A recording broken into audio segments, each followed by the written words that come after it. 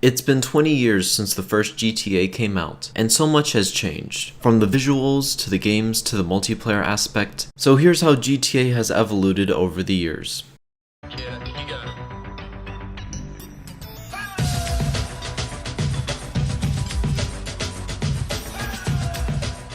Before the name that we all know and love, known as GTA, was created, the original name for the first GTA was going to be Race and Chase. Producer David Jones got inspired by Pac-Man on the way the game should turn out. The main goal in the original GTA was to reach a certain amount of points depending on which level you're on. These points are gained by causing chaos in the streets. Other influences included Miami Vice on the Commodore 64. The game was also planned to be a little bit more cops and robbers based, allowing the player to also be the cops. But this was cancelled because a bug caused cops to run into pedestrians. Development started back in April of 1995, up until July of 1996. To make the Windows 95 version, Visual C++ version 2 was used. For the DOS computer, Whatcom C++ version 10 was used. If you've looked closely at the game's cover, you'll see a tower lurking in the back. Seem familiar? The PC version has 7 radio stations, and all of the songs are not licensed. The PlayStation version only has 2 radio stations. It was planned for GTA to be released for PC, PlayStation, the Sega Saturn, and the N64, but it would never make it on the N64 or the Saturn, although it would make it on the Game Boy later on. Upon its release in 1997, it would sell upwards of 1 million units.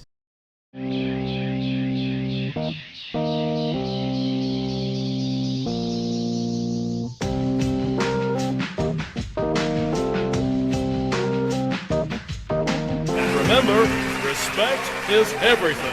There's nothing much to say about GTA 2 other than instead of taking place in the present, it took place in 2013. Oddly enough though, head radio host Johnny Recaro says the millennium is coming. The game's manual says that it's 3 weeks into the future. There were police records that always had a timer that was set 3 weeks from the current date that you'd view it. It also started off with a live action short, and it is the only time that Rockstar has ever shot anything live action. But it was labeled as one of PS1's greatest hits, and it is the only GTA to make it on a Sega console, the Sega Dreamcast.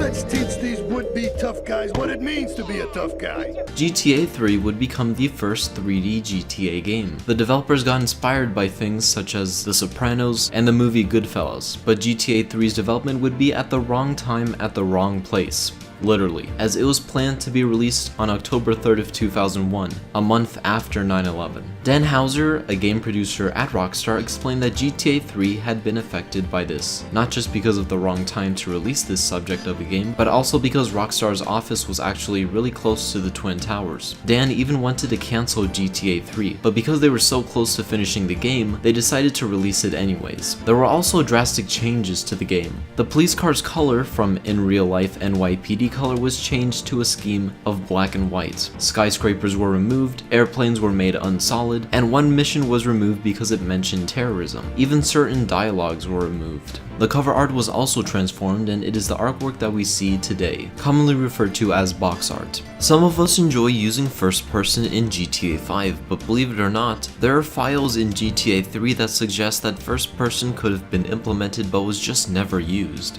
The game also planned to have online multiplayer, but that was also cancelled. There were also going to be children and also old people, but they were cut, and they're still cut till this day for very obvious reasons. GTA 3 would be released on October 22nd of 2001. It became the best-selling game of 2001, selling over 14.5 million copies.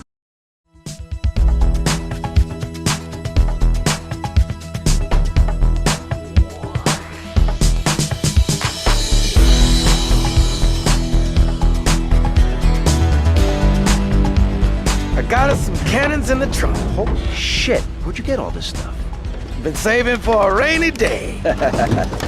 Vice City's origins can be traced to the television series Miami Vice. There are even some references to the show in the game. For example, if you're at a 3-star wanted level, you'll be chased by 2 undercover cops named Cracker and Butts, who drive a VCPD Cheetah. This has an eerie similarity to Sonny Crockett and Rico Tubbs, the main characters of Miami Vice, and their 1986 Ferrari Testarossa. Even music from the show can be found on the Emotion 98.3 radio station, like Self-Control, Turn Up the Radio, and Missing You. The cocaine addict and lawyer Ken Rosenberg is based off of Dave Kleinfeld, a lawyer who's also addicted to cocaine in the 1993 movie Carlito's Way. If you happen to have an RPG, go to the downtown ammunition, stand on top of the helmets on the counter in the store, and then turn it so it's facing the wall and you'll see a photo of Ronald Reagan shooting Gorbachev. The release of Vice City saw another overwhelmingly positive stack of reviews, and it sold well over 8.2 million copies. Not everyone though was very happy with Vice City. Some claimed it was too sexually explicit and even racist. Rockstar was even taken to state court and changed something in the game in 2004 to remove certain dialogues.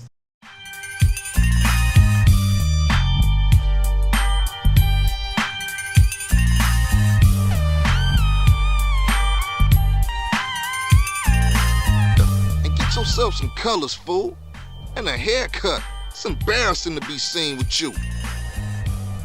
Because of the amount of gangs used in San Andreas, Rockstar wanted to be as accurate as possible when portraying these individuals, so they conducted a lot of research. Their biggest influence is from the film Menace to Society and Boys in the Hood. Pictures of the characters from GTA 3 and Vice City were used in the playing cards for the poker minigame. If you fail the running dog mission and your weight level is over 50%, CJ will call you to go to the gym and lose some weight. Yo, Carl, it's Smoke. Hey, Smoke. Hey, Carl, I don't mean no disrespect, man, so don't take it like that. I gotta give you some advice.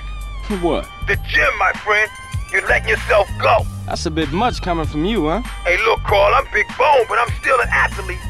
You're letting yourself go, my friend, and to be honest with you, it's breaking my heart. San Andreas went on sale on October 26 of 2004. Only one review that wasn't positive was from the New York Times' Charles Herald, claiming it was an annoying mission structure and had intense violence, giving only a 4 out of 10. Regardless though, San Andreas would easily surpass well over 21.5 million copies. But Charles wasn't the only one that was angry. The biggest backlash from San Andreas was the hot coffee incident. Basically, a software patch from the game called Hot Coffee Mod was released by Patrick Wildenborg, a modder from the Netherlands known as Patrick W online. With the Hot Coffee Mod, this caused players to, well, take course in fully clothed sex. Because of this, San Andreas got a rating of AO, adults only. Rockstar released a cold coffee patch to fix the problem. 2 years later though, Take-Two, the parent company of Rockstar, still had received backlash and a lawsuit. They settled on the opportunity to replace the game that contained an adults-only rating with an M-rated version, and even had some gamers get the opportunity to get $35 cash payment as well. Over 2,676 people took the opportunity for this compensation.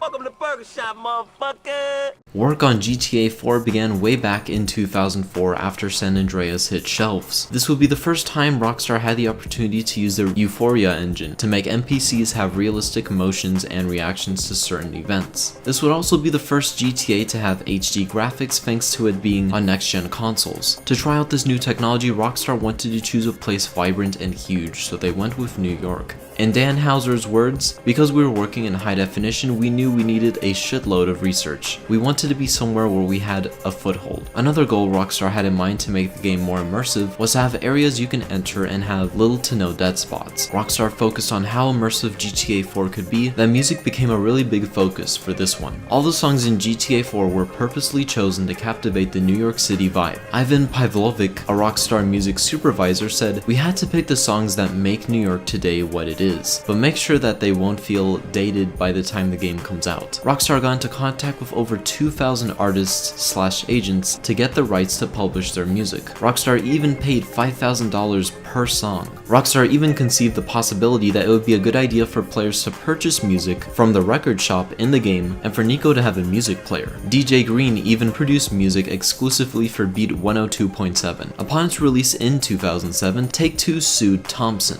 This is a video game activist who believes that violence in video games and all that stuff is real. In terms of keeping young people from buying violent. Excuse me, how old are you? 25. Give me that. What you need is to read. Give me this, go home and read. And he was attempting to stop GTA 4 and Manhunt from being released. His plan to do this was to categorize GTA 4 and Manhunt as a public nuisance. And public nuisance is not just an insult, it actually is a lawful term, and Thomas fired back with a lawsuit, but the two came to a settlement. When it seemed like there were no more problems, Thomas fired back again because he saw a character in the game that portrayed a lawyer saying, I'm all about the Second Amendment. Guns don't kill people, video games do. Believing that this was defamation of character. Despite that, this mission and the characters still exist in the game till this day. To prevent going against Halo 3 in sales, Rockstar pushed the date back more for GTA 4 until it was released on April 29th of 2008. But before that, on the 25th, Thompson fired back and wrote a letter to, get this, Strauss Zelnick's mom.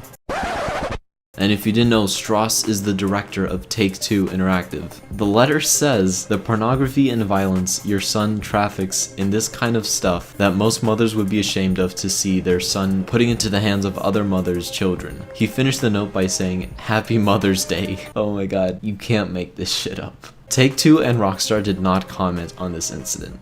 Despite all this weirdness, GTA 4 would be released and heavily marketed like crazy with billboards and commercials, and it would all definitely be worth it because on day one alone it would make $300 million, which equals 5 million copies. In total, GTA 4 sold over 24 million copies.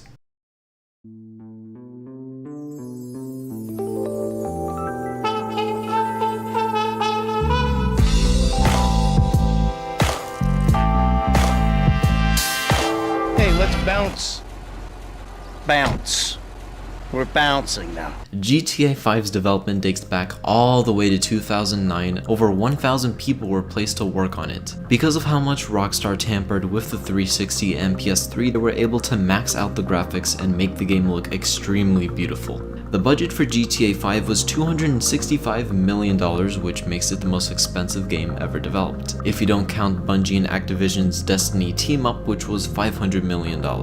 Rockstar tried something new this time by making 3 individual protagonists. On November 2nd of 2011, GTA 5 was announced with a short trailer. The game was originally going to be released on Q2 of 2013, but they missed the mark, so it was pushed back to September 29th. It grossed over $800 million in the first 24 hours, which is like 13 million copies, and that's despite it being on next-gen consoles. In the coming years though, it would eventually go on the next-gen consoles and the PC. Of course though, the biggest hype for GTA 5 was GTA Online. GTA 4 had a little stepping stone for what online potential could be, but GTA Online definitely pushed the boundaries, with customizing cars yourself, getting your own property, making money in all sorts of ways, and the DLCs were also free thanks to there being shark cards, being the main way that Rockstar would profit off DLCs, with desirable vehicles, properties, and other stuff. And still, with all this really cool and amazing things, Rockstar still received backlash. Lindsay Lohan claimed that the blonde girl in the bikini in GTA 5 is her. I don't see the resemblance at all. Daz Dillinger claimed that Rockstar was using 2 of his songs without permission, even though he wasn't even a part of Death Row Records in 2013. And Thompson was doing something, I have no idea.